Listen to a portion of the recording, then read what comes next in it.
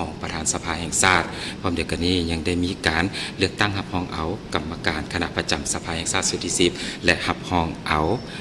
กงจักการจัดตั้งของสภาแห่งชาติในสุดที่10นี้อีกด้วยเจ้าทานผู้ชมที่เคารพและอีกวาระหนึ่งที่สำคัญในการดำเนินกองประชุมในเมื่อวานนี้ก็เป็นการเลือกตั้งเอาประธานประเทศและรองประธานประเทศแห่งสาธารณรัฐประชาธิปไตยประชาชนลาวการเลือกตั้งนายกรัฐมนตรีแห่งสาธารณรัฐประชาธิปไตยประชาชนลาวการแต่งตั้งรองนายกรัฐมนตรีและสมาชิกรัฐบาลชุดใหม่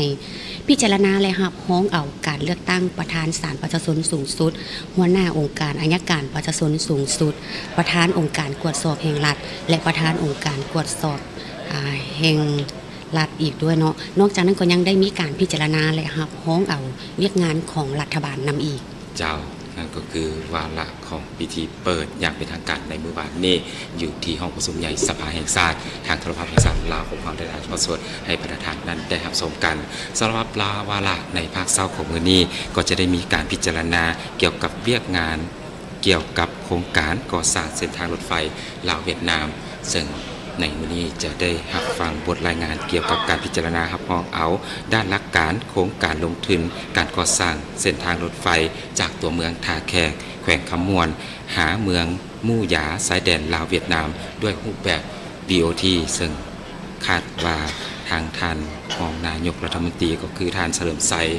กรมประสิทธิ์ผู้ประจำการจะขึ้นรายงานให้ได้รับทราบถ้าจากนั้นก็จะได้รับฟังบทประกอบความคิดเห็นของคณะประจำสภาแห่งชาติต่อกับบทรายงานเกี่ยวกับการพิจารณารับรองเอาด้านหลักการโครงการลงทุนก่อสร้างเส้นทางรถไฟจากตัวเมืองท่าแขกแขวงคำม่วนหาเมืองมู่หยาชายแดนลาวเวียดนามซึ่งคาดว่าจะแม่นทานมิไลวงศ์บุตรดาคำของประธานสภาแห่งชาติจะได้ขึ้นอ่านในบทประกอบความคิดเห็นดังกล่าวถัดจากนั้นคณะประธานก็จะได้มีการตั้งคำถามเจาะจิ้มและให้ทิซี่นำในการประกอบความคิดเห็นและเปิดโอกาสให้กับสมาชิกสภาแต่ละเขตเลือกตั้งที่เข้าร่วมในกองประชุมครั้งนี้ได้ประกอบส่วนประกอบความคิดเห็นต่อกับบทรายงานดังกล่าวเจ้าทานผู้ชมที่เคารพตลอดระยะของการดำเนินวาระของประชุมครั้งปฐมฤกษ์ของสภาแห่งชาติสุดที่10ห้องว่าการสภาแห่งชาติก็ได้จัดตั้งหน่วยงานเพื่อรับเอาคำคิดคำเห็นของประชาชนลาวบรรดาเผ่าที่จะเสนอเข้ามาผ่านกองประชุมในครั้งนี้นั่นก็คือเบอร์สายด่วน156นับตั้งแต่มื้อนี้หรือว่านับตั้งแต่เมื่อวานนี้เนาะเริ่มเปิดกองประชุมครั้งปฐมฤกษ์เป็นต้นไปจนถึงวันที่27มีนาคม2026นี้โดยบ่เสียค่าในวงราชการและนอกจากนั้นก็ยังมีทางอีเมลหน้าลาว 156@gmail.com และอีกช่องทางหนึ่งก็แมนแอปลาวหน้าก็ถือว่าเป็น3ช่องทางในการประกอบความคิดความเห็นมีส่วนร่วมในการประกอบความคิดความเห็นต่อกองประชุมในครั้งนี้เจ้าแล้วก็คือเป็นการเปิดโอกาสให้พ่อแม่ประชาชนได้ประกอบความคิดเห็นต่อกับวาระของการดำเนินกองประชุมและทุกท่านก็สามารถติดตามรับชมได้กับวาระการประกอบความคิดเห็นของผู้แทนแต่ละเขตเลือกตั้งต่อกับปัญหาต่างๆที่ในกองประชุมสภาได้ยกขึ้นมา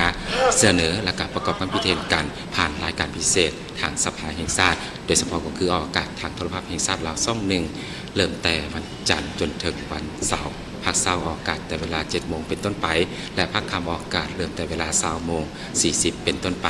นี่ก็คือทุกท่านสามารถติดตามรับชมได้หรืออีกช่องทางหนึ่งทุกท่านสามารถติดตามรับชมการถ่ายทอดสดของพวกเราได้ผ่านทางแฟนเพจ Facebook ของโทรภาพแห่งชาติลาวช่อง1และ LNTV 3 HD อันนี้ก็ถือว่าเป็นช่องทางที่ทุกท่านสามารถเบิ่งได้ง่ายไปใส่กระเบิ่งได้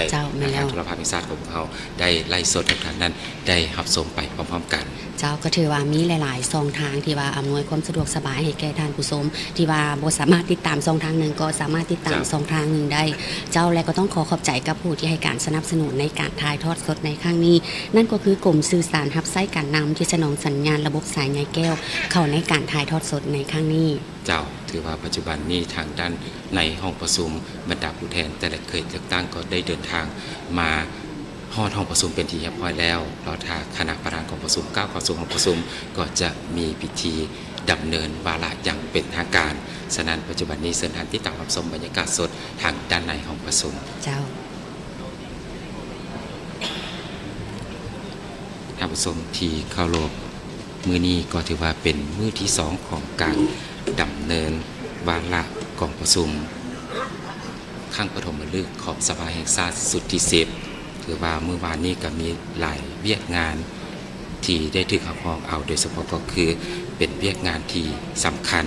ในกงจักรการจัดตั้งรัฐพร้อมด้วยกงจักรของสภาแห่งชาตินอกจากนี้ทางกงจักรการจัดตั้งรัฐบาลก็ได้มีการแต่งตั้งและหักห้องเอาหลายภาคส่วนด้วยกันท่านผู้ชมที่เคารพถือว่าในปัจจุบันนี้บรรดาคณะผู้แทนก็ได้มีความ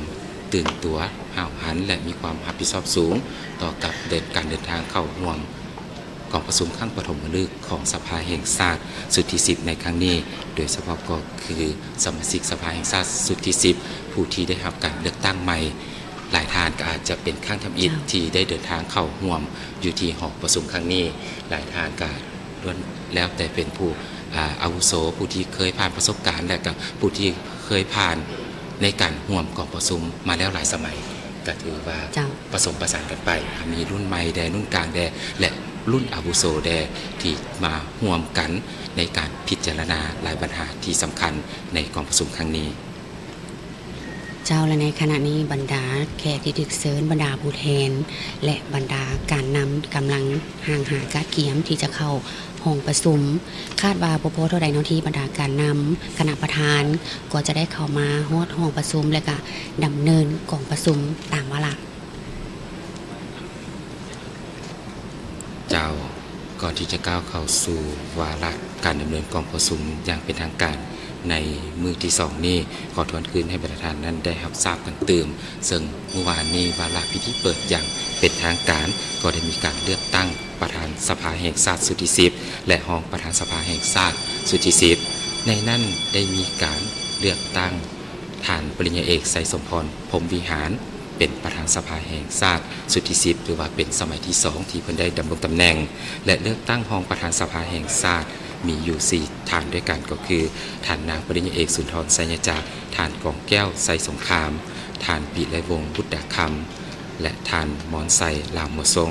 นี่ก็คือประธานสภาแห่งชาติและรองประธานสภาแห่งชาติถัดจากนั้นก็ได้มีการเลือกตั้งเอากรรมการคณะประจำสภาแห่งชาติสุดที่10ในนั้นมีอยู่6ท่านที่ได้ถูกเลือกตั้งก็คือท่านบุญจันทร์ศรีวงศ์พันธ์ท่านนางอัมไพวรล่อมบุญแพงท่านนางทุมรีวงศ์พระจันทร์ท่านโพไซไข่คำพิทูลท่านพลจัตวาสุริไซพิจิตรและท่านจันทบุญสุขอรุณเจ้าและสำหรับวาระของการถ่ายทอดสดในภาคเสาร์นี้ก็จะเป็นการพิจารณาเวียกงานเกี่ยวกับโครงการก่อสร้างเส้นทางรถไฟลาวเวียดนามซึ่งในนั้นก็จะเป็นการขึ้นผ่านบทรายงานเกี่ยวกับการพิจารณาหับหองด้านลักโครงการลงทุนก่อสร้างเส้นทางรถไฟจากตัวเมืองท่าแขกแขวงขมวนหามูย่าซ้ายแดนลาวเวียดนามด้วยรูปแบบ BOTและถัดจากนั้นก็จะเป็นการประกอบคำคิดคำเห็นของคณะประจำสภาแห่งชาติต่อบทรายงานเกี่ยวกับการพิจารณาหับหองด้านหลักการโครงการลงทุนก่อสร้างเส้นทางรถไฟจากตัวเมืองท่าแขกแขวงขมวนหามูย่าซ้ายแดนลาวเวียดนามด้วยรูปแบบ BOT เช่นเดียวกันเจ้าทำสมที่เคารพทวนคืนให้ประธานนั้นได้รับทราบกันตื่นอีกครั้งหนึ่งกับวาระในเมื่อวานนี้นอกจากที่จะได้มีการเลือกตั้งเอาประธานสภาแห่งชาติรองประธานสภาแห่งชาติพร้อมด้วยคณะกรรมการคณะประจำสภาแห่งชาติสุดที่10แล้วก็ยังได้มีการห้องหับเอากงจากการจัดตั้งของสภาแห่งชาติซึ่งในนั้นได้หับห้องเอาท่านบุญจันทร์ศรีวงศ์พันธ์เป็นหัวหน้าห้องว่าการสภาแห่งชาติท่านนางอัมไพวรร่วมบุญแพงเป็นประธานกรรมาธิการวัฒนธรรมสังคมและชนเผ่าท่านนางทุมรีวงศ์พระจันทร์เป็นประธานกรรมาธิการกฎหมายและยุติธรรมท่านโพไซไข่คำพิทูลเป็นประธานกรรมาธิการต่างประเทศท่านพลจัตวาสุริไซพิจิตรเป็นประธานกรรมาธิการป้องกันชาติป้องกันความสงบท่านจันทบุญสุขอรุณเป็นประธานกรรมาธิการเศรษฐกิจและการเงินเจ้าและนอกจากนั้นก็ยังได้มีการเลือกตั้งที่สำคัญนั่นก็คือการเลือกตั้งประธานและรองประธานประเทศซึ่งการเลือกตั้งประธานประเทศแม่นท่านธงลุนศรีสุริตเป็นประธานประเทศแห่งสาธารณรัฐประชาธิปไตยประชาชนลาวก็ถือว่าเป็นสมัยที่2และรองประธานประเทศก็แม่นท่านนางเวียงทองศรีพันดอนได้รับเลือกตั้งเป็นประธานประเทศในสมัยนี้ ขออภัยท่านผู้ชมท่านเวียงทองท่านนางเวียงทองศรีพันดอนได้รับเลือกเป็นรองประธานประเทศเจ้าและนอกจากนั้นก็ยังได้เลือกตั้งเอานายกรัฐมนตรีซึ่งผลการเลือกตั้งเมื่อวานนี้ก็คือท่านสอนไซศรีพันดอนยังได้ดำรงตำแหน่งนายกรัฐมนตรีอีก1 สมัยและถัดจากนั้นก็ได้มีการเลือกตั้งเอารองนายกรัฐมนตรี6 ท่านด้วยกันในนั้นมีท่านเฉลิมไซกรมสิทธิ์รองนายกรัฐมนตรีผู้ประจำการท่านคำพันธ์พรหมทัศน์รองนายกรัฐมนตรีกระทรวงยุติธรรมท่านทองสฤษดิ์มังนอเมฆเป็นรองนายกรัฐมนตรีกระทรวงศึกษาธิการและกีฬาท่านพลเอกคำเลียงอุทาไกรสอนรองนายกรัฐมนตรีกระทรวงป้องกันประเทศท่านสันติภาพพรหมวิหารรองนายกรัฐมนตรีกระทรวงการเงินและท่านทองสวรรค์พรหมวิหารรองนายกรัฐมนตรีกระทรวงการต่างประเทศท่านผู้ชมที่เคารพปัจจุบันนี้ทางด้านในห้องประชุมถือว่าคณะประธานก็เดินทางมาถึงเป็นที่เรียบร้อยแล้วต่อไปเชิญท่านที่ตามรับชมบรรยากาศสดทางด้านในห้องประชุม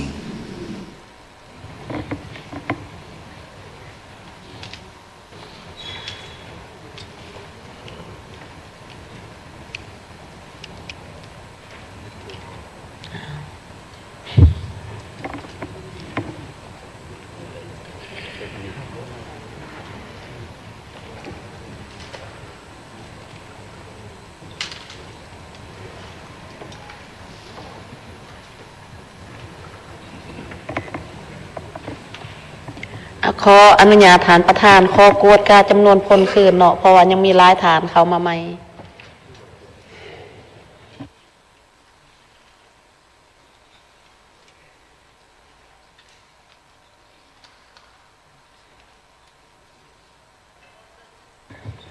ขอเชิญบรรดาฐานกะเกียมเสนอตัวเชิญเสนอตัว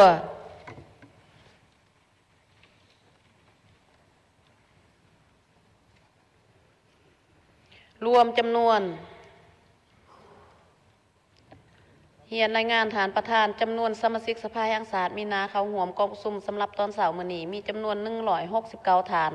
เท่ากับ 96.57% คาด6ฐานเท่ากับ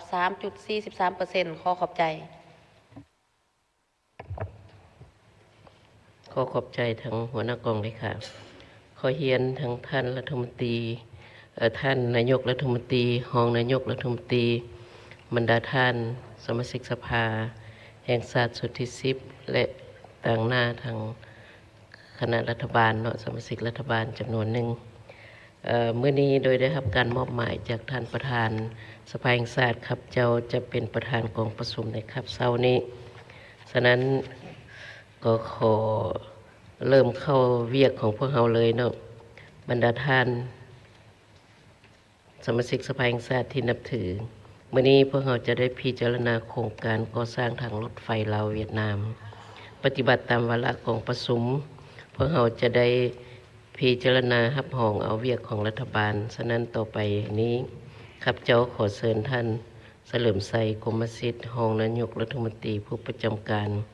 ขึ้นรายงานเกี่ยวกับการพิจารณารับรองด้านหลักการโครงการลงทุนก่อสร้างทางรถไฟจากตัวเมืองท่าแขกแขวงขมวนหามมูย่าชายแดนลาวเวียดนามโดยรูปแบบ BOT ขอเชิญใช้เวลา40 นาทีขอเชิญ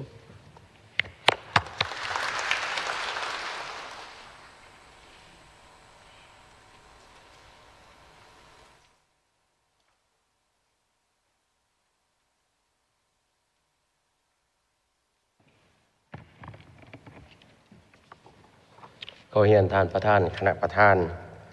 เฮียนทานนายกรัฐมนตรีบรรดาทานสมาชิกสภาสมาชิกรัฐบาลขอแสดงความนับถือมันยังบรรดาทานสมาชิกสภาแห่งชาติโดยปฏิบัติตามการมอบหมายของทานนายกรัฐมนตรีข้าพเจ้าในนามคณะประธานกรรมการส่งเสริมและคุ้มครองการลงทุนประธานคณะกรรมการ4นำระดับชาติโครงการก่อสร้างรถไฟลาวเวียดนามขอตั้งหน้ารัฐบาลเพื่อรายงานต่อกองประชุมครั้งปฐมฤกษ์ของสภาแห่งชาติเกี่ยวกับโครงการพัฒนาเส้นทางรถไฟลาวเวียดนามช่วงที่1จากตัวเมืองท่าแขกแขวงขมวนหามูยาชายแดนลาวเวียดนามซึ่งมีระยะทางทั้งหมด147 กิโลเมตรในรูปแบบ BOT ดังนี้สภาพร่วมโครงการพัฒนาเส้นทางรถไฟลาวเวียดนามถือเป็นโครงการยุทธศาสตร์ที่สำคัญทางด้านการเชื่อมโยงเชื่อมจอดของประเทศที่นอนในแผนพัฒนาเศรษฐกิจสังคมแห่งชาติ5 ปีครั้งที่ 10 ระยะ 2026-2030 ซึ่งเป็นโครงการที่รัฐบาลลาวและเวียดนามให้การสนับสนุนและได้ถูกบรรจุเข้าในโครงการบริมสิทธิ์ของกองประชุมร่วมมือทวิภาคีระหว่างรัฐบาลลาวและเวียดนามแต่ปี 2021 เป็นต้นมาพร้อมทั้งสอดคล้องกับแผนการเชื่อมโยงแล้วทางเศรษฐกิจตะวันออกตะวันตกตามนโยบายการพัฒนาจากประเทศที่บ่มีชายแดนติดทะเลกลายเป็นประเทศจุดใจกลางเชื่อมโยงเชื่อมโจทย์กับภาคพื้นและสากลผ่านมากองประชุมรัฐบาลเปิดกว้างครั้งที่ 2 ประจำปี 2025ได้ปรึกษาหารือและพิจารณาเกี่ยวกับโครงการดังกล่าวซึ่งรัฐบาลได้เห็นดีรับห้องด้านหลักการพร้อมนั้นก็ได้รายงานต่อกองประชุมกรมการเมืองคณะเลขาธิการศูนย์กลางพรรคขังวันที่ 15 มังกร 2026 ที่ผ่านมานี้และได้รับการตกลงเห็นดีและกรมการเมืองคณะเลขาธิการศูนย์กลางพรรคก็ได้มีทิศชี้นำบางปัญหาแล้วฉะนั้นเพื่อเป็นการอำนวยความสะดวกให้แก่โครงการดังกล่าวได้ดำเนินการจัดตั้งปฏิบัติรัฐบาลจึงได้เสนอมายังกองประชุมขังปฐมฤกษ์ของสภาแห่งชาติชุดที่ 10เพื่อรับห้องในด้านหลักการโครงการทางรถไฟลาวเวียดนามเริ่มจากนครหลวงเวียงจันทร์หาท่าเรือมุงอ่างสสเวียดนามมีระยะยาวทั้งหมด562 กิโลเมตรซึ่งในนั้นแบ่งออกเป็น3ช่วงดังนี้ช่วงที่1เอิ่นว่าวัน1A เนาะแต่ตัวเมืองท่าแขกหามูย่าสายแดนลาวเวียดนามมีความยาว147 กิโลเมตรซึ่งได้เริ่มจาก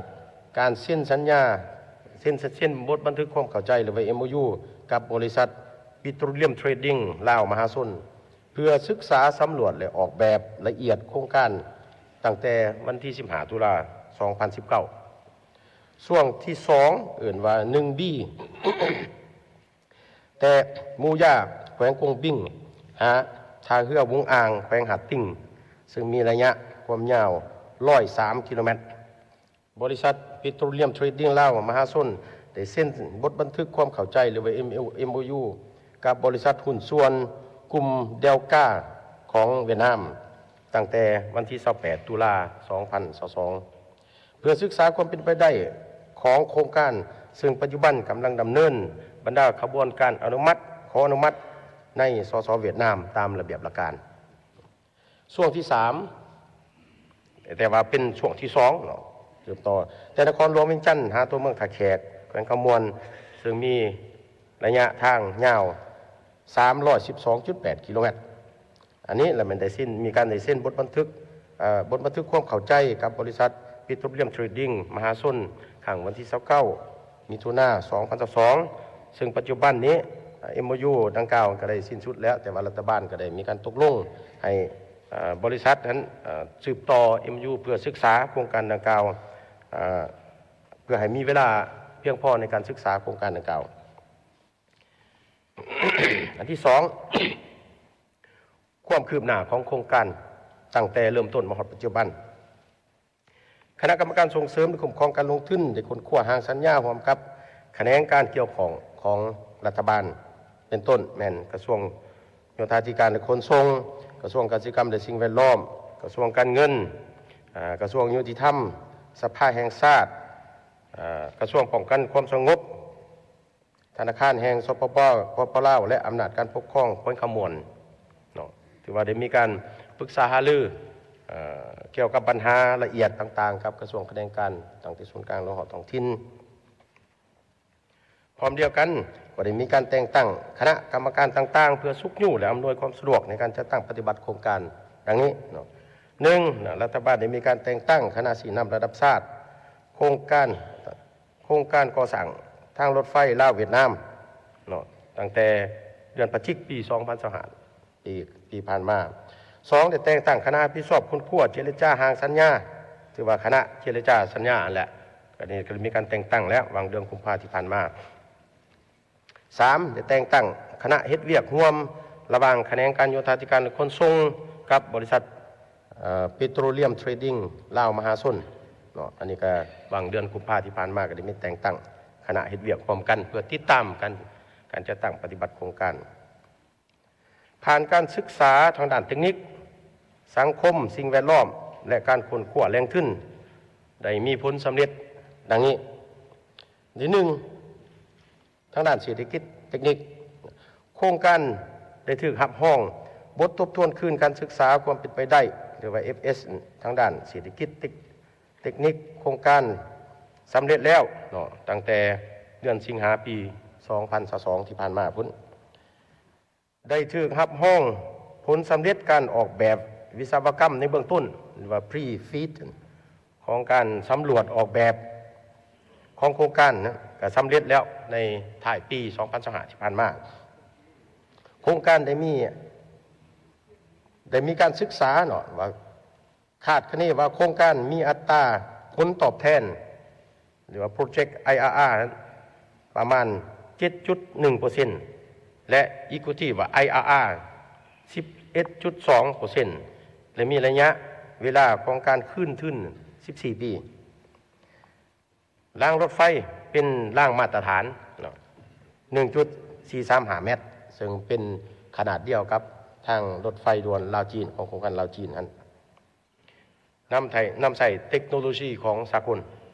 เป้าหมายการนำใส่เป็นขนส่งผู้โดยสารและขนส่งสินค้าของจากภายในประเทศจากลาวไปต่างประเทศหรือว่าเป็นส่งสินค้าผ่านแดนจากประเทศที่3ผ่านลาวไปอีกประเทศที่3ความไวในการออกแบบของการขนส่งมัน150 กิโลเมตรต่อชั่วโมงอันนี้มันสำหรับคนโดยสารเนาะสำหรับสินค้าแล้วมันประมาณ80 กิโลเมตรต่อชั่วโมงการศึกษาทางด้านสิ่งแวดล้อมเนาะโครงการดังกล่าวมีระยะทาง147 กิโลเมตรมีเขตสงวนแล้วทางรถไฟเบื้องละ50 เมตรคือกันกับมาตรฐานของทางรถไฟลาวจีนนั่นแหละแต่ว่าอิงใส่สภาพภูมิสันฐานของแขวงขมวนหันเนาะบางช่วงนี่จะได้สงวนเพียงแต่20 เมตรเนาะเนื่องจากว่ามันเป็นเขตผู้พาได้แล้วก็เนื่องจากว่าอยากให้ถึกระบบบางบ่อนมันก็ถึกกระทบต่อ3ประเภทป่าโครงการความเอา4ตัวเมืองเป็นเมืองท่าแขกระยะ26 กิโลเมตรเมืองมหาไซ36 กิโลเมตรเมืองยมราช63 กิโลเมตรและเมืองบุรพา22 กิโลเมตรรวมเนื้อที่ทั้งหมด 1,628.40 เฮกตาร์รวม48 บ้าน 2,210 ครอบครัวและมีตอนดิน 3,148 ตอนโครงการดังกล่าวได้รับห้องมูลค่าการชดเชยแล้วตามมติของคณะประจำสภาประชาชนแขวงขมวนตั้งแต่ 2025 ที่ผ่านมาและข้อตกลงของเจ้าแขวงว่าด้วยการนำใช้นโยบายว่าด้วยการทดแทนค่าเสียหายเนื้อที่ดินสิ่งปลูกสร้างและผลระปลูกของประชาชนที่ได้รับผลกระทบจากโครงการนอกจากนั้นยังได้มีการรับห้องเวียกงานสิ่งแวดล้อมดังนี้ 1. ได้รับห้องเอาบทรายงานการประเมินผลกระทบต่อสิ่งแวดล้อมตัวนี้ก็สำเร็จแล้วในต้นปีนี้เดือนมังกร 2026 นี้ได้ยังยืนเกี่ยวกับแผนคุ้มครองและติดตามกฎการสิ่งแวดล้อมบทดังกล่าวนี้ก็ได้แผนดังกล่าวนี้ก็ได้รับห้องเอาแล้วเนาะปีนี้แหละเดือนหนึ่งนะครับการยังยื่นเรื่องงานผลกระทบต่อป่าไม้โดยกรมป่าไม้กระทรวงเกษตรกรรมและสิ่งแวดล้อมในท้ายปี 2025 ซึ่งจะต้องได้ดำเนินการขออนุมัติหันเปลี่ยนดินป่าไม้แบบถาวรจำนวน627,062 เฮกตาร์ขอโทษ 627.62 เฮกตาร์และปลูกทดแทนขึ้น 609.61 เฮกตาร์ตามระเบียบประการ 3. ทั้งด้านการระดมทุนและคู่ร่วมพัฒนาหรือคู่ร่วมมือในการลงทุนนั้นได้มีการระดมทุนจากสากลจากบรรดาสถาบันการเงินสันนำต่างๆทั้งภายในและต่างประเทศรวมทั้งอาเซียนและสหภาพยุโรปและอเมริกาได้เซ็นบทบันทึกความเข้าใจหรือว่า MOU ว่าด้วยการร่วมมือกับบรรดาบริษัทรัฐวิสาหกิจขนาดใหญ่จากซอเกาหลีที่มีความเชี่ยวชาญ และเป็นมืออาชีพในการพัฒนาพื้นฐานโครงสร้างการออกแบบการก่อสร้างการบริการและการบูรณะรักษาทางรถไฟเนาะในจุดนี้เนี่ยก็แม่นแท้ข้าพเจ้าเองก็ได้ตั้งหน้ารัฐบาลได้มีการร่วมในบรรดากิจกรรมเพื่อโฆษณาดึงดูดการลงทุนจากผู้ให้ทุนก็คือสถาบันการเงินของสากลรวมทางอยู่สสเกาหลีเนาะโดยเฉพาะในระยะการเยี่ยมย่ำทางรัฐกิจของประธานประเทศของเราในถ่ายปี 2025 ที่ผ่านมานี้ก็ได้มีการจัดสัมมนาได้มีการเซ็น MOU จับมือกับหลายบรรดาบริษัทยักษ์ใหญ่บริษัทที่คุ้มครองรถไฟธนาคาร Exim Bank ของสเกาหลีแล้วก็บรรดากับบริษัทบริหารคุ้มครองรถไฟของสเกาหลีซึ่งอันนี้มีความคืบหน้าหลายอันที่ 4 ผลประโยชน์ที่จะได้รับจากโครงการมีอย่างแน่ยิ่งตามผลการศึกษาความเป็นไปได้ทางด้านเศรษฐกิจเทคนิคเห็นว่าโครงการจะสร้างผลประโยชน์ให้แก่เศรษฐกิจของสปป.ลาวดังนี้ 1. อำนวยความสะดวกในการขนส่งสินค้าผู้โดยสารสร้างรายรับจากการขนส่งได้หลายกว่า 32.6 ตื้อดอลลาร์สหรัฐอันนี้เป็นตัวเลขที่ว่าคาดคะเนว่าของเฮาสิได้อย่างแน่ 2. จะสามารถประหยัดเวลาคิดเป็นมูลค่าได้ถึง 2.79 ตื้อดอลลาร์สหรัฐเนาะอันนี้ของเฮาเบิ่งว่าแล้วเศรษฐกิจตะวันออกตะวันตกการขนส่งสินค้าจากตัวอย่างว่าจากไทยผ่านลาวไปเวียดนามหรือว่าผ่านลาวไปเวียดนามออกทางเวียดนามไปสู่จีนญี่ปุ่นเกาหลีถือว่าถ้าพวกเขามาคิดไล่ระยะทางแล้วมันจะเป็นสั้นที่สุดประหยัดนั่นคิดไล่เป็นมูลค่าจะออกเป็นอย่างสั้น 3. ประหยัดค่าบำรุงรักษาถึง 12.68 ตื้อดอลลาร์สหรัฐการป้องกันและลดอุบัติเหตุได้หลายกว่า725 ล้านดอลลาร์สหรัฐมูลค่าลดมลพิษ 1.73 ตื้อดอลลาร์สหรัฐมูลค่าทางด้านเศรษฐกิจสังคม 21.99 ตื้อดอลลาร์สหรัฐผลประโยชน์ทางด้านอื่นๆประมาณ 3.79 ตื้อดอลลาร์สหรัฐผลประโยชน์ทั้งหมดที่รัฐบาลจะได้รับแม่นประมาณ 76.33 ตื้อดอลลาร์สหรัฐปริมาณขนส่งผู้โดยสารจากปี 2030 ซึ่งเป็นปีที่พวกเราคาดว่าโครงการจะสำเร็จและดำเนินการเปิดน้ำใช้รถไฟหันตั้งแต่ปี 2030 ต้นไปจะเพิ่มขึ้นจากจำนวน 853 คนต่อมื้อและมาเป็น 10,133 คนต่อมื้อตั้งแต่เอื่นว่าจาก 2030 หา 2050 ในระยะ20 ปีจำนวนคนที่สวมใส่คือว่าคนโดยสารที่สวมใส่รถไฟจะเพิ่มขึ้นหลายเท่าตัวปริมาณการขนส่งสินค้าจากปี 2030 เนาะซึ่งคาดว่าจะมีในจำนวน 5,079 ต้นต่อมื้อถ้าว่าฮอดปี 2050 จะบรรลุถึง 47,133 ต้นต่อมื้ออันนี้พวกเราจะเห็นว่าการขาดคะเนก้าวกระโดดขันในการขนส่งสินค้าสามารถสร้างวิกฤตการทำระยะก่อสร้างประมาณ 6,500 คนเนาะหรือว่าเวียกงานสามารถสร้างวิกฤตการทำในระยะการดำเนินงานได้ประมาณ 10,000 ถึง 25,000 คนอันนั้นเป็นมากผลที่ขาดคะเนว่าโครงการจะนำมาสู่ประวัติศาสตร์ของพวกเขาเนาะระแวง3ข้าพเจ้าอยากขอรายงานในหนึ่งสภาพของการเจรจาสัญญาสัมปทานนี้ซึ่งปัจจุบันนี้ก็ได้มีการดำเนินการเจรจาเพราะว่ารัฐบาลได้แต่งตั้งคณะเจรจาพร้อมกับบริษัทได้ปรึกษาหารือแล้วสัญญาCA หันฉะนั้นการที่รัฐบาลมาเสนอผ่านสภานี้เพื่อให้สภาพิจารณาให้อนุมัติแก่รัฐบาลในด้านหลักการส่วนรายละเอียดต่างๆรัฐบาลจะได้มีการเจรจาลงลึกตื่มอีกเนาะผลการเจรจามีดังนี้เนาะซื้อโครงการทางรถไฟแต่หัวเมืองท่าแขกแขวงขมวนหามูยาสายแดนลาวเวียดนามซึ่งมีระยะทางคือข้าพเจ้าบอกไปหันละมัน147 กิโลเมตรคู่สัญญาเนี่ยมันรัฐบาลแห่งสปป.ลาวตั้งหน้าโดยคณะกรรมการส่งเสริมและคุ้มครองการลงทุน กับบริษัท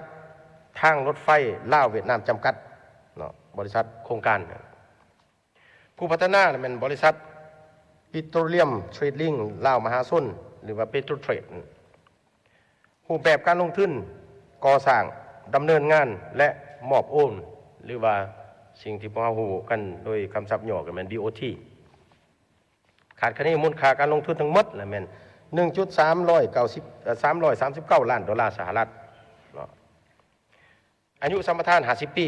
นับแต่มือให้การบริการเป็นต้นไปหรือว่า COD แล้วก็สามารถเสนอคำห้องการขอต่ออายุสัมปทาน ก่อนมือสิ้นสุดสัญญาสัมปทาน3 ปี การยกเลิกกรณี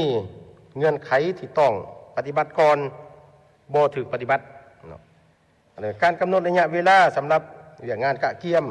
การระดมทุนเวียกงานก่อสร้างรวมทั้งหมด10 ปีซึ่งเป็นระยะเวลาที่รัฐบาลและบริษัทโครงการกะเกียมเงื่อนไขที่จะต้องปฏิบัติก่อนให้สำเร็จกรณีบ่สามารถสำเร็จตามกำหนดเวลาสัญญาฉบับดังกล่าวจะถูกยกเลิกตามเหตุผลสมควรและเงื่อนไขตัวจริงบนพื้นฐานการปรึกษาหารือของสองฝ่ายการกำหนดราคาปีโดยสารและค่าธรรมเนียมสำหรับตัวนี้แม้นจะได้สืบต่อปรึกษาหารือในเอกสารซ้อนท้าย เพื่อให้ภาคส่วนเกี่ยวข้อง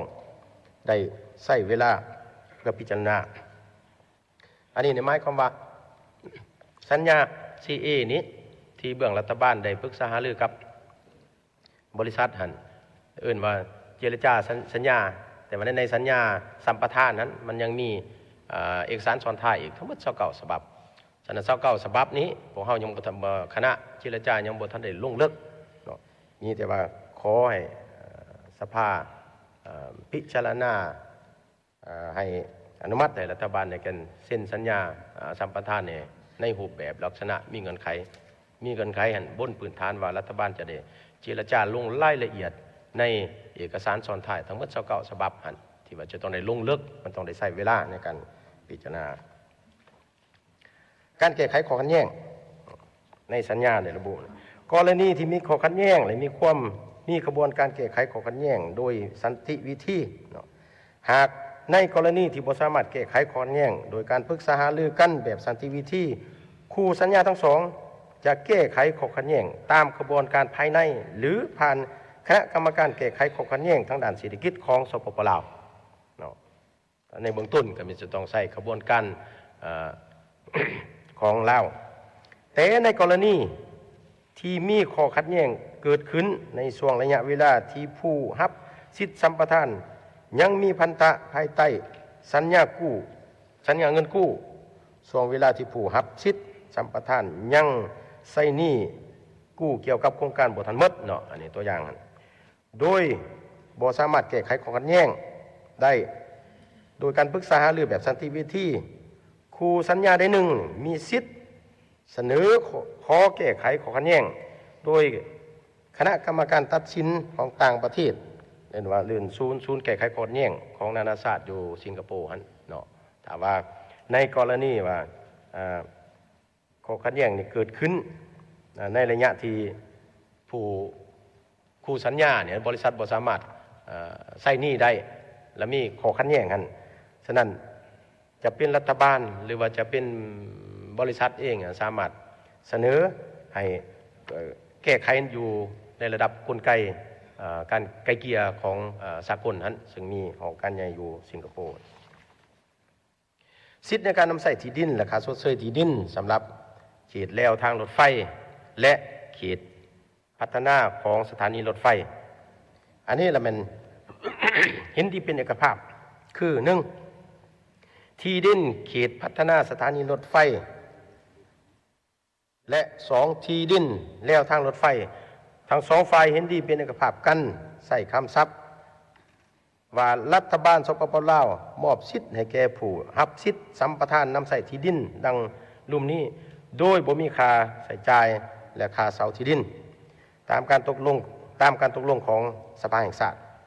การจัดสรรยกย้ายและการชดเชยคือรัฐบาลแห่งสปป.ลาว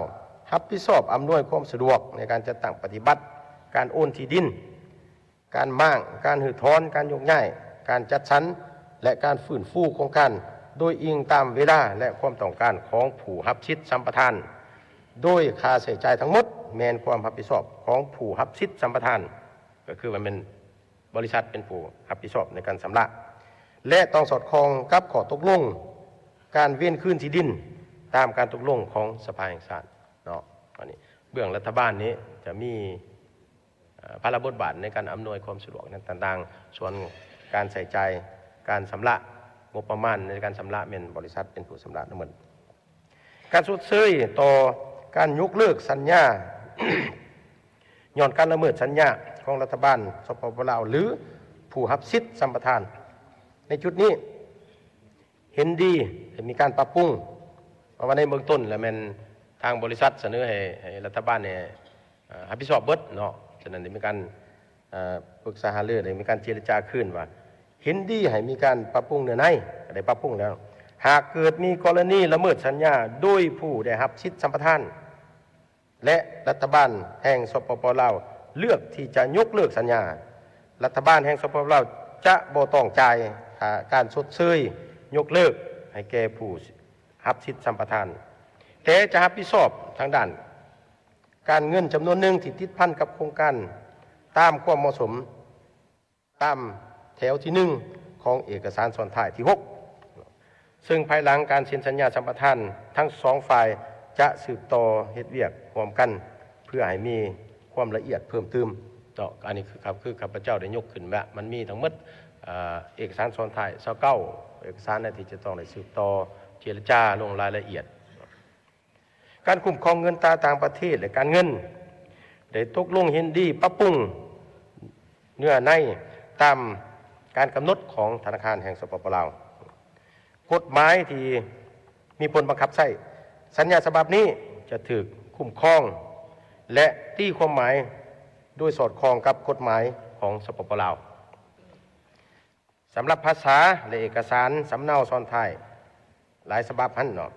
อันนี้มันเห็นดีปฏิบัติตามทิศสีนำของรัฐบาลโดยเดี๋ยวปรับเนื้อในคือสัญญาฉบับนี้รวมทั้งบรรดาเอกสารซ้อนท้ายเฮ็ดขึ้นเป็น2ภาษาฉบับภาษาลาวและฉบับเป็นภาษาอังกฤษโดยมีความหมายและคุณค่าเท่าเทียมกันในกรณีเนื้อในข้อความในฉบับภาษาลาวและฉบับภาษาอังกฤษบ่ตรงกันให้ถือเอาฉบับภาษาอังกฤษเป็นหลักบรรดาเอกสารซ้อนท้ายจำนวน19ฉบับนี้เนาะคือข้าพเจ้าได้ยกขึ้นมาและมี19ฉบับเอกสารซ้อนท้ายอันนี้แหละมันเห็นดีเป็นเอกภาพกันบนพื้นฐานจะสืบต่อจะตั้งปฏิบัติและเจรจาบรรดาเอกสารซ้อนท้ายทั้งหมดภายหลังที่ได้มีการเซ็นสัญญาสัมปทานร่วมกันเนื่องจากว่าบางเอกสารซ้อนท้ายทิศพันกับทางด้านเทคนิคเฉพาะที่จะต้องได้ใช้เวลาค้นคว้าและเจรจาให้ละเอียดชัดเจนและเอกสารซ้อนท้ายทั้งหมดแม้จะได้ให้สำเร็จ ภายใน6 เดือนตามที่ได้กำหนดไว้อันนั้นแม่น ขอโทษอันนั้นแม่นรายละเอียดด้วยสังเขปที่ข้าพเจ้าได้เสนอต่อบรรดาท่านสมาชิกสภาแห่งชาติเพื่อพิจารณาฉะนั้นข้อเสนอนี่เนื่องจากว่าโครงการพัฒนาทางรถไฟลาวเวียดนามในช่วงท่าแขกหาโมยาเป็นโครงการบุรณสิทธิ์ตามแผนการเสริมขยายการเชื่อมโยงเชื่อมจอดระหว่างลาวและเวียดนามก็คือแผนการเชื่อมโยงภาคพื้นและสากลซึ่งเป็นโครงการลงทุนขนาดใหญ่มีมูลค่าการลงทุนที่สูงโดยเป็นการเสนอขอพัฒนาลงทุนจากภาคเอกชนในประเทศที่เป็นบริษัทมีความจริงใจเฮ็ดแท้ทำจริงโดยการลงทุนในรูปแบบ BOT และมีความจำเป็นจะต้องได้ระดมทุนจากสากลเข้ามาพัฒนาโครงการดังกล่าวฉะนั้นรัฐบาลจึงได้ค้นคว้าเพื่อสร้างเงื่อนไขให้โครงการดังกล่าวได้ก้าวเข้าสู่การพัฒนาโดยไวด้วยรูปแบบการเข้าสู่การเซ็นสัญญาแบบมีเงื่อนไขเพื่อเพิ่มความเชื่อถือและความหนักแน่นให้แก่บริษัทในการลงทุนในการระดมทุนไปเคียงคู่กับการสืบต่อปฏิบัติบรรดาหน้าเวียกที่ยังบ่ทันสำเร็จตามบรรดาเอกสารซ้อนท้ายของโครงการอิงตามมาตรา28ของกฎหมายว่าด้วยทางรถไฟโครงการ โครงการทางรถไฟจะต้องได้รับอนุมัติจากรัฐบาลและได้รับการรับรองจากสภาแห่งชาติฉะนั้นข้าพเจ้าจึงขอรายงานมายังกองประชุมทางปฐมฤกษ์ของสภาแห่งชาติและก็เสนอให้บรรดาท่านสมาชิกสภาแห่งชาติเพื่อพิจารณาในการสนับสนุนแก่โครงการดังกล่าวเพื่อให้รัฐบาลได้เซ็นสัญญาสัมปทานหรือว่า CA อยู่ในกรอบแบบลักษณะหลักการสกลภายหลังสำเร็จการขนขวบรรดาเอกสารซ้อนท้ายแล้วจึงจะได้เสนอมายังสภาแห่งชาติอีกครั้งเพื่อพิจารณารับรองเอาอันนั้นเป็นบางปัญหาที่สำคัญเกี่ยวกับโครงการทางรถไฟลาวเวียดนามที่ข้าพเจ้าเสนอต่อมาตรฐานสมาชิกสภาในกองประชุมครั้งปฐมฤกษ์นี้เพื่อขอให้บรรดาท่านสมาชิกสภามีคำเห็นแล้วก็พิจารณาแล้วก็ให้การสนับสนุนแก่โครงการดังกล่าวเพื่อให้รัฐบาลสามารถได้ดำเนินการพัฒนาโครงการดังกล่าวนี้ขอขอบใจ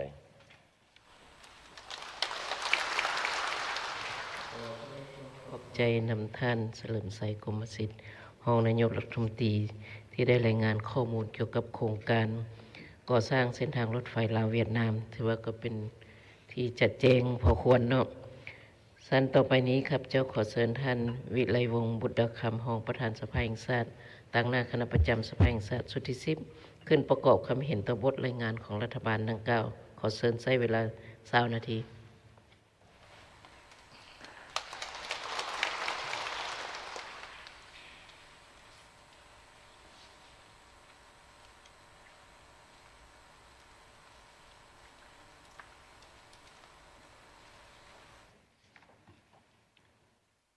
ก็เฮียน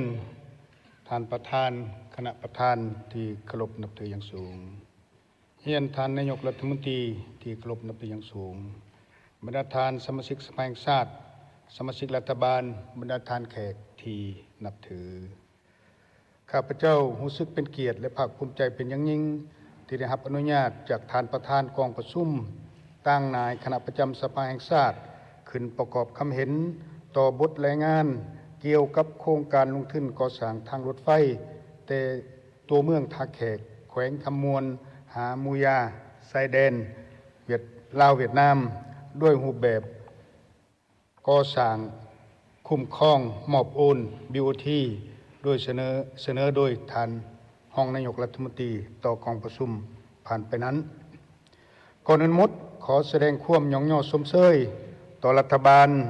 ที่ได้เอาใจใส่และมีความพยายามสูงในการพัฒนาโครงสร้างพื้นฐานเส้นทางเพื่อเชื่อมโยงเชื่อมจอดกับภาคพื้นและสากลอย่างต่อเนื่องตามยุทธศาสตร์การหันเปลี่ยนสปป.ลาวจากประเทศบ่มีทางออกทะเลให้กลายเป็นประเทศเชื่อมโยงเชื่อมจอดกับภาคพื้นและสากลซึ่งผ่านมาอันพ้นเด่นรัฐบาลก็ได้เสนอสภาแห่งชาติพิจารณารับรองเอานโยบายสุกยุส่งเสริมการก่อสร้างและซ่อมแปลงเส้นทางในระยะใหม่เพื่อสร้างเงื่อนไขในการก่อสร้างเส้นทางและซ่อมแปลงเส้นทางสายหลักในขอบเขตทั่วประเทศได้เฮ็ดให้การแก้ไขได้รับการแก้ไขดีขึ้นเทื่อละก้าวและอันพ้นเด่นเหมือนการก่อสร้างและนำใช้ทางรถไฟลาวจีนและบรรดาขัวต่างๆตามลำแม่น้ำของซึ่งเฮ็ดให้ประเทศลาวมีใบหน้าใหม่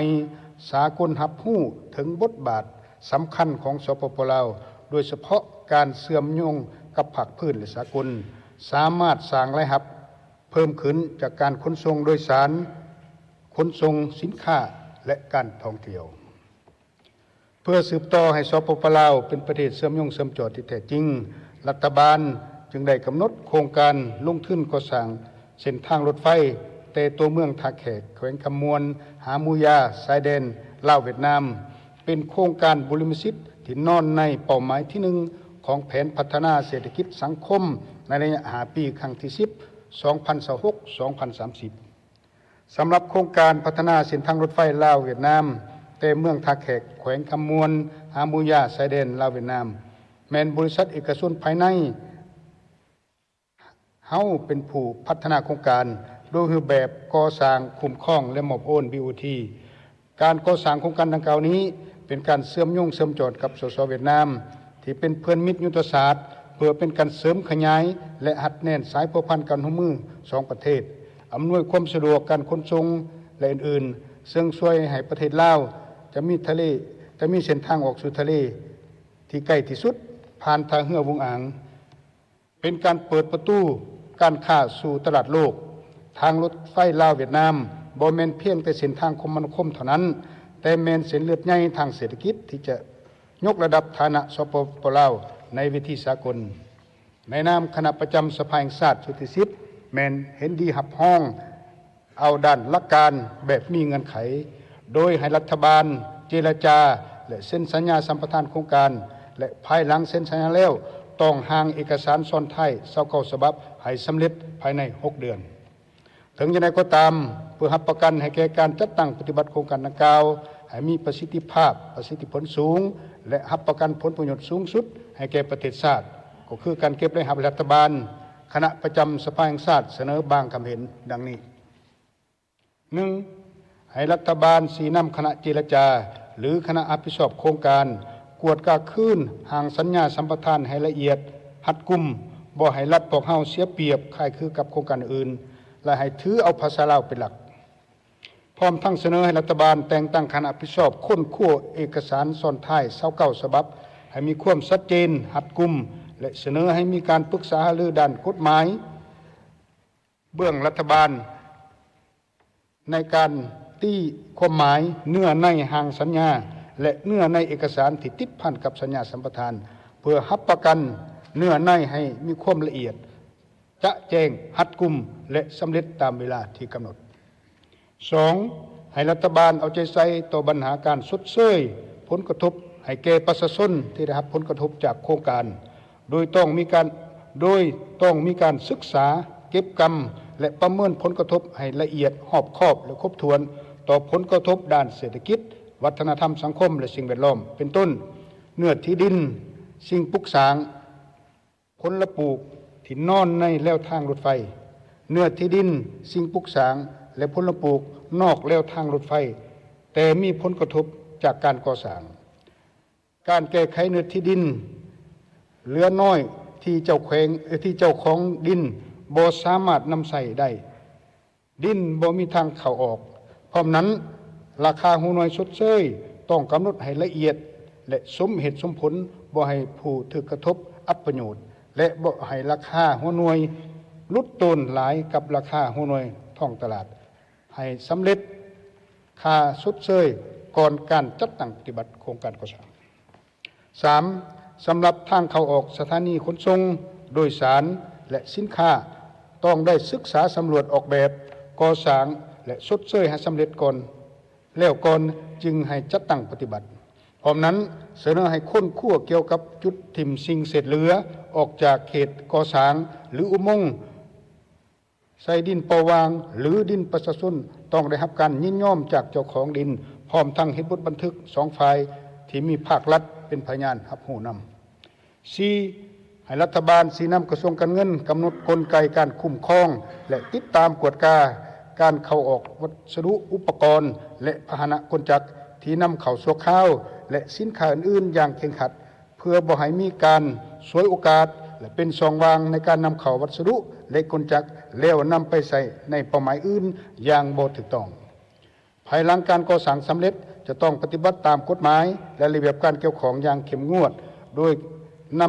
ดยกำหนดให้เป็นพันธะของผู้ได้รับสัมปทานรับผิดชอบโดยกงและกำหนดเป็นหน้าที่ของผู้ตั้งหน้ารัฐบาลหัวหน้าโครงการติดตามกฎกาอย่างเข้มงวดให้รัฐบาลค้นคว้าพิจารณาแบ่งความรับผิดชอบให้องค์การปกครองท้องถิ่นเป็นเจ้าการในการคุ้มครองติดตามกฎกาในระยะก่อสร้างพร้อมทั้งมีกลไกประสานงานภายในแขนงการเดียวกันหรือแขนงการเกี่ยวของระหว่างศูนย์กลางและท้องถิ่นให้มีความกลมเกลียวไปรวงเดียวกันหลีกเลี่ยงบ่ให้ทิ่มความรับผิดชอบซึ่งกันและกัน 6. เนื่องจากโครงการเส้นทางรถไฟเป็นโครงการขนาดใหญ่และมีลักษณะยุทธศาสตร์ในการค้นคว้าเนื้อในห่างสัญญานั้นนอกจากกระทรวงเกี่ยวของแล้วค ควรมีหลายภาคส่วนเข้าร่วมแต่หัวทีเป็นต้นกรรมาธิการเกี่ยวของสภาแห่งชาติองค์การตรวจสอบแห่งรัฐองค์การกฎกาแห่งรัฐองค์การอัยการประชาชนสูงสุดพร้อมนั้นต้องได้กำหนดเอาโครงการนี้เป็นโครงการเป้าหมายติดตามกฎกาเริ่มแต่หัวที่ตามดำรัส01 ลบ ลงวันที่ 6 มังกร 2021 เพื่อรับประกันความถูกต้องโปร่งใสและตรวจสอบได้ 7. เสนอให้รัฐบาลค้นคว้านโยบายแรงงานเพื่อดึงดูดแรงงานลาวเข้าในการรับใช้โครงการก่อสร้างรถไฟดังกล่าวเพื่อลดผ่อนแรงงานลาวไปออกแรงงานอยู่ต่างประเทศบรรดาท่านที่นับถือทั้งหมดที่ได้เสนอมาข้างทั้งนี้แม้นบางข้อสังเกตทัศนะและข้อเสนอของคณะประจำสภาแห่งชาติสุดที่10ต่อบทรายงานของรัฐบาลเกี่ยวกับโครงการก่อสร้างเส้นทางรถไฟ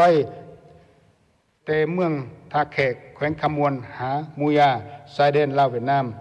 โดยรูปแบบก่อสร้างคุ้มครองและมอบโอน BOT เพื่อเป็นพื้นฐานให้แก่บรรดาท่านสมาชิกสภาแห่งชาติที่เข้าร่วมในกองประชุมครั้งนี้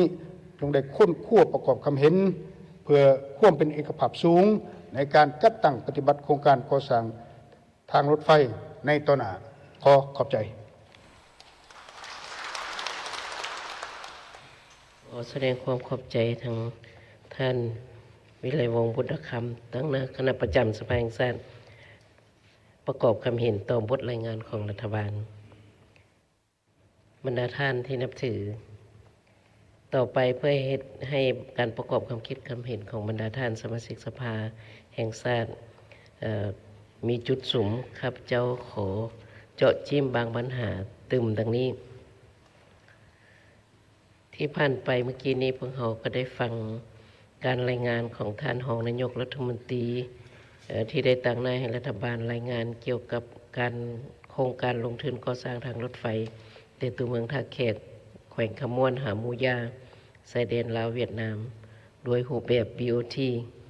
ซึ่งเป็นโครงการสำคัญจะเชื่อมโยงเชื่อมจอดกับภาคพื้นและสากลของประเทศเรา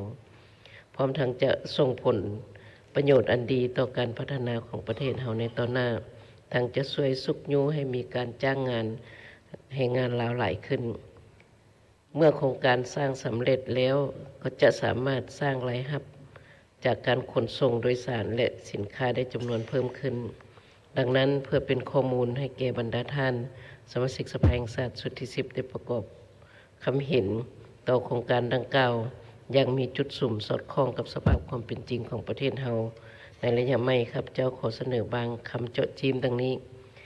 1. โครงการลงทุนก่อสร้างทางเส้นทางรถไฟเตตัวเมืองท่าแขก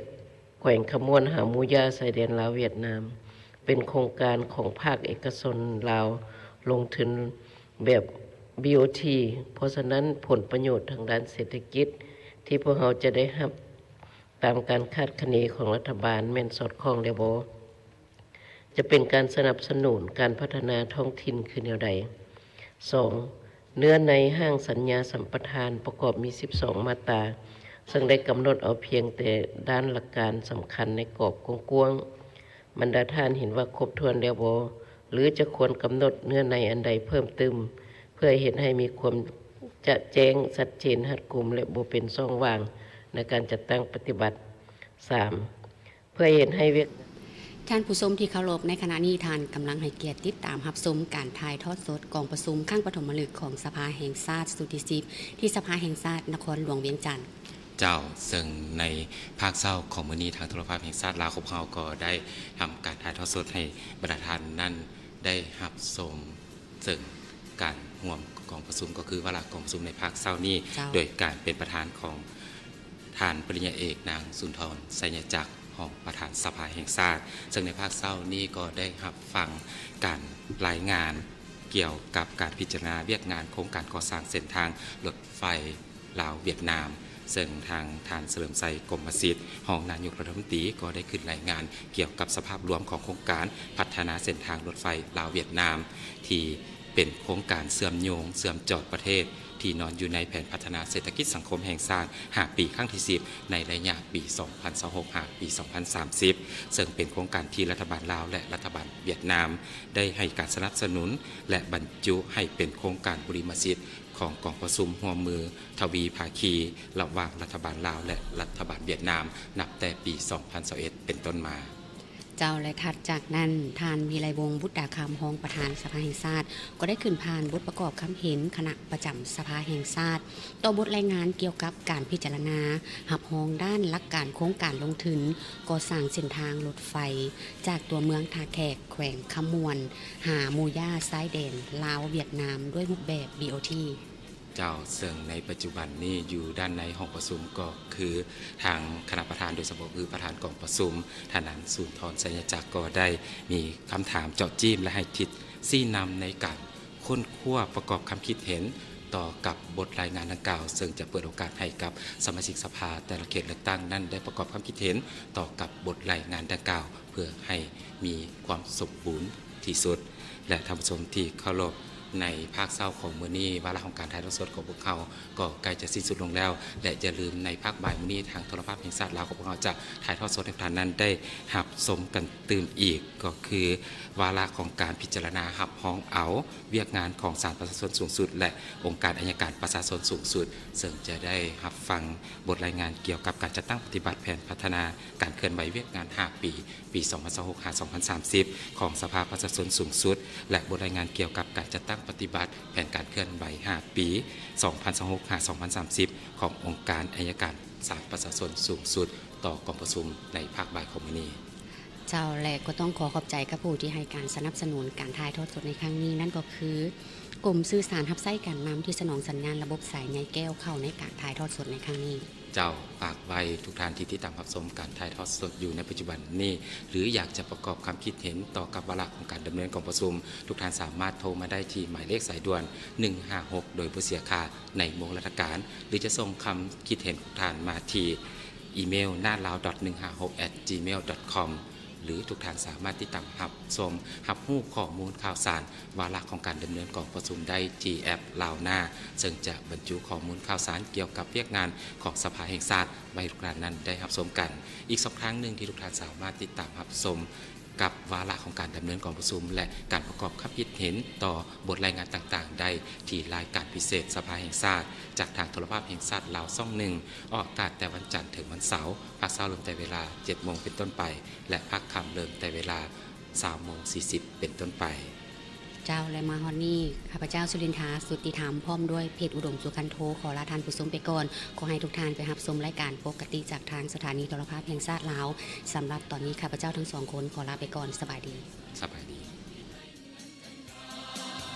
นับวันเราสร้างสรรค์พัฒนานับวันเราสร้างสรรค์